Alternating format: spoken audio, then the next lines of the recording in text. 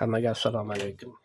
Bugungi videorolikimiz mana shu litiy-ion akkumulyatorlarini testeriga bag'ishlanadi. Bu tester nima uchun kerak? Hozirgi kunda juda ko'p elektron qurilmalar mana shunaqangi litiy-ion akkumulyatorlariga o'tkazilgan. Soat bor, fonarlar. Endi fonar, soatlarda bittadan ishlatiladi. Bunda testerda shart emas, lekin mana bunaqangi bolgarka, mini bolgarka bu. Bu shurupivyortlar bor.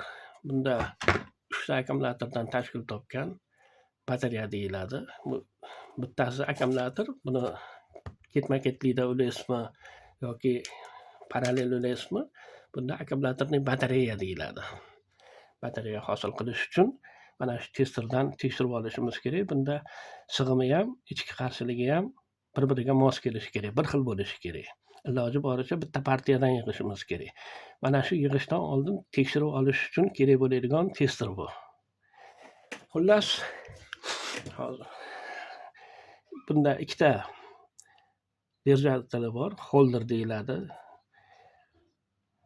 Bular mana shu 18-650 razmeriga mo'ljallangan. Boshqa akkumulyatorlarda ham tekshirsak bo'ladi. Buni ko'rsatuvimiz davomida tushuntirib o'taman qanday tekshirishni. Bu 18 degani 18 mm eniga, uzunasiga 65 mm bo'lganligi uchun buni 18-65 orqa keyingi noli bu silindr shakldaligini bildiradi. Buni razmerlari juda ham ko'p. Endi buni chap tomonidagi holderiga qo'ysak, bu o'zini pitaniyasi bo'ladi bu. O'ziga pitaniya beriladi. Test o'tkaziladigan akkumulyatorda bunda afsuski bittadan test o'tkazamiz xolos. Ikkita o'tkazib bo'lmaydi. Test o'tkazadiganida mana bu holderga qo'yishimiz kerak. Bunga skotch yopishtirib qo'yganimga e'tibor qilmang. Buni juda ham zid tushganligi uchun, sug'urib olish oson bo'lishi uchun skotch yopishtirib qo'yganman. Test o'tkaziladigan ham o'ng tomonda ekan. Endi buni pitaniyasini olib turib, buni avtonom pitaniya bunga nimaga kerak? Masalan, ko'chada, bozorda hamma bir akkumulyatorlarni olishda, sinab ko'rishga shu bitta akkumulyatorni qo'yib turib, boshqa akkumulyatorlarni ichki qarshiligini tekshirib olsak bo'ladi. Voltini tekshirib olamiz, sig'imini tekshirsak ham bo'ladi. Buni oldin zaryadlangan bo'lsa, mana bu ikkita rezistor orqali razryadlab turib, keyin sig'imi kelib chiqadi. O'shaning uchun bu avtonom pitaniya kerak. Bundan tashqari uy sharoitida bo'ladigan bo'lsak, mana bunday Type-C razyomi orqali Type-C kabelda pitaniya bersak ham bo'ladi. Bunda voltini ko'rsatib turibdi. 400 volt naprojeniyasi bor. U EDS deyiladi. Endi biz sodda qilib naprojeniya deydik. EDS degani elektron движущая sila. Bu o'zbekchasiga aytganda elektron harakat kuchi. Bu bironta nagruzka berilgan paytda o'lchasak bu naprojeniya bo'ladi. O'zi xalosda turganda bu EDS deyiladi o'zi. Endi naprojeniyasi mana 408 volt ekan. Mana u zangor turgani bu amperni ko'rsatadi. Zaryad qilinayotgan paytda yoki razryad paytida qancha amper kuch beryapti yoki tok olyapti, tezligi hisoblanadi bu. Bu vattda tekshiriladi. Vatti. Mana bu esa sig'imini ko'rsatadi. Milliamper chasda, milliamper soatda. Bu milliwatt soatda ko'rsatadi sig'imi. O'zi ko'pchilik milliamper mana unda aytadi 2600 milliamper ekan deydi. Aslida mana bu muhimrog'i watt soati bo'ladi. Bunda qanchalik sig'imi katta bo'lsa, mana shu watt soatda o'shanchalik ko'proq ishlayveradi. Endi bu start stop, buni 3-knopkadan boshqariladi. Mana unisi esa mana ko'rib turibsiz, rangi ikkita pastdagi oq, tepadagisi shunday rangi boshqa. Mana shu menyuni o'zgartirishga bosamiz. Hozir o'rtadagiga, endi pastdagiga o'tdi. Buni tepadagini endi aytadigan bo'lsam, menyuga kirib, mana bu menudagi menudagi ko'rsatkichni o'zgartiradi. Hozir discharge turibdi. Bu razryad, ya'ni quvvatsizlantirish akkumulyatorda funksiyasida turibdi. Buni bitta bosadigan bo'lsak, avtoda bu ham zaryadlab, ham razryadlaydi. O'zi avtomatik. Bunga boshqarish shart bo'lmaydi. Bu stop degani, stop 3 volt turibdi hozir. Bu degani razryad qilganimizda, quvvatsizlantirganimizda eng minimalniy naprejenieni ko'rsatyapti. Mana shu 3 volt qolganda naprejeniyasi bu uzib tuyuladi. Oshiq tushirmaydi. Buni 2,5 voltdan 3,5 voltgacha o'zgartirishimiz mumkin. Buni ham mana o'rtadagi knopkadan o'zgartiramiz. Mana 2,5 volt. Endi 3,5 voltgacha o'zgaryapti. Ko'p akkumulyatorlar 2,5 voltgacha tushirsak bo'ladi. Lekin bir xil akkumulyatorlar bor, 207, 208 bo'lishi kerak. O'shaning uchun buni 208 ga qo'yib turaylik hozir. Yana menyuda mana loop yozilgani qarshisida bir turibdi. Bu siklisni, ya'ni ketma-ketlikni bildiryapti. Masalan, tepada avto turganda, mana modda avto turganda bu bir tursa, bir marta zaryadlab, bir marta razryadlaydi. Agar buni 2 ni qo'yadigan bo'lsak, o'rtadagi knopka bilan zaryadlab, razryadlashi 2 marta qaytariladi. 3 ni qo'ysak 3 marta. Buni 9 gacha olib chiqishimiz mumkin. Endi mana unisi esa bu ichki qarshiligini ko'rsatyapti. Bu ichki qarshiligi juda aniqlikda ko'rsatmaydi. Nimagaki bu sodda qurilma. Aniq bilishimiz kerak bo'lsa, bunga alohida boshqa uskuna olishimiz kerak bo'ladi. U taxminan 350 ming atrofida turadi Xitoyda. Endi bizga buni test o'tkazilayotgan paytda buni juda aniq bo'lishi shart emas. Nimagaki bizda mana shu batareyalarni bir xilligini bilib olishimiz kerak xolos. Bu adashayotgan bo'lsa 10 millionga adashayotgan bo'lishi mumkin. Undan oshiq adashmasa kerak. Ana shu bir xilligini bilib olish uchungina kerak xolos. Bu juda aniqlikda ishlamaydi, aytib o'tgandek. Pastdagisi esa bu vaqtni ko'rsatyapti. Zaryad qilayotgan paytdagini yoki razryad qilayotgan paytdagi vaqtini ko'rsatib turadi. Hozir masalan avto bo'lsa, buni o'zgartirib, xo'sh, charjga qo'yaylik. Charj degani bu zaryadlash.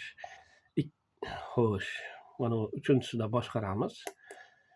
Mana zaryadlash boshlandi. Hozir 960 milliamper bilan zaryadlayapti bu akkumulyatorda. EDSimiz bo'lsa, to'g'ri 117 volt tashkil qilyapti. Bu to'g'ri 10dan 2 bo'lguncha zaryadlaydi. Keyin razryadlashni endi hozir ko'rsatib o'tay. Bu stopni bosamiz. Razryadlashda esa mana shu charjni discharjga o'zgartirishimiz kerak. Bunda mana start beraylik. Hozir deyarli 1 amper bilan, ya'ni 990 milliamperda razryadlayapti. Bu yerda ikkita sementoviy rezistor bor. Bular 10 wattlik, har bittasi 10 wattdan 8 ohm qarshiligi bor. 8 ohm. Ikkovi bo'lib 1 amperni tashkil qilyapti. Bunda qiziydi. Bu yerda yozib qo'ygan 60-80 gradusgacha chiqadi deb, shuning uchun ustiga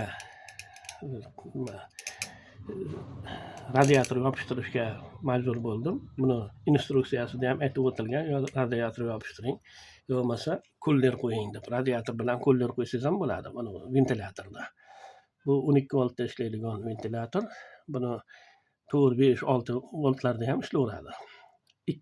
3 voltdan bir 20 voltgacha bersangiz ishlayveradi. Shunchaki 12 dan tepasida tez ishdan chiqishi mumkin. 3-4 voltlarda esa ancha sekin ishlaydi. Buni qo'ysangiz ham bu ancha sovutib turadi. Hozir ham isishni boshlaydi. Hozircha bilingani yo'q. Mana shu razryad paytida to'liq zaryadlagandan keyin razryadga o'tadigan bo'lsak, mana bu yerda milliamper soatda ko'rsatib turibdi. Hozir 22 milliamper soat, mana 23 milliamper soat quvvat berdi. Mana shu sig'imi kelib chiqadi. Mana shundan akkumulyatorimizni milliamper soatdagi sig'imi kelib chiqadi. Ha, bunda millivattchasidagi sig'imi kelib chiqadi. Bu vaqtni ko'rsatyapti. Mana 1 minut 43 sekunddan beri ishlayapti. Bu aytib o'tgandek ichki qarshiligi. Hozir razryad bo'lyapti. Mana shunda razryadimiz buni 397 voltimiz 208 voltga tushguncha razryadlaydi. 208 voltga tushgandan keyin uzib beradi. Endi zaryadlashda esa 4.2 voltgacha chiqaradi. Buni 2.5 voltgacha tushirish mumkin. Razryad paytida 2 voltdan tushib ketib qolsa, uni qayta tiklab bo'lmaydi. O'shaning uchun 2.5 voltgacha tushiriladi-da, qaytib zaryadlanadi. Mana shu 2.5 volt bilan 4.2 volt arasidagi sig'imini bilishimiz kerak. Asosan ishlatadigan tokimiz mana shu sig'imda bo'ladi. Xullas, buni hozir o'chirib turay.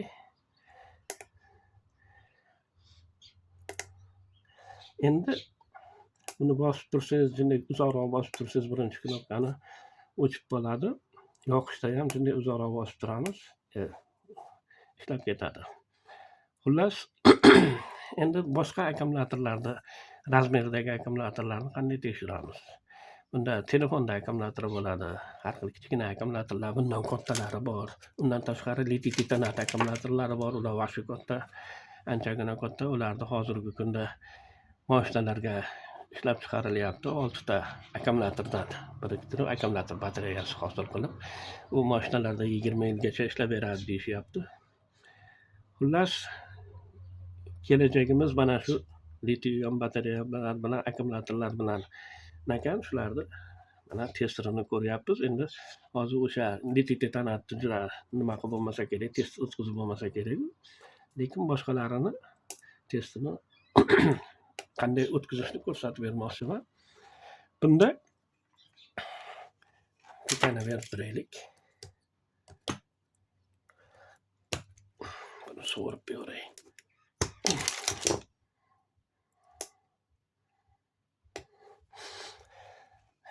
Endi buni razmeri boshqa bo'lsa yoki haligi turi boshqa bo'lsa, bunda bunaqangi Type-C raz'yomini topib, baytidan qirqamizda, buni plusga, minusga ulab turib, endi haligi telefonda akkumulyator bo'ladimi? Har xil razmerdagi akkumulyatorlarni ulab turib, mana shu raz'yomga tiqib turib ham tekshirib olsak bo'laveradi. Buni boshqa nimalari qolmadi, obzor qilish kerak bo'lgan narsalari.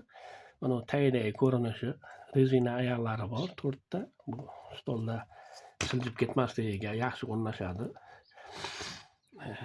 Xullas, mana shu. Bugungi obzorimiz nihoyasiga yetdi. Agar bironta savollar tug'ilgan bo'lsa, kommentariyada qoldiring. Javob berishga harakat qilaman. Xo'p, salomat bo'ling.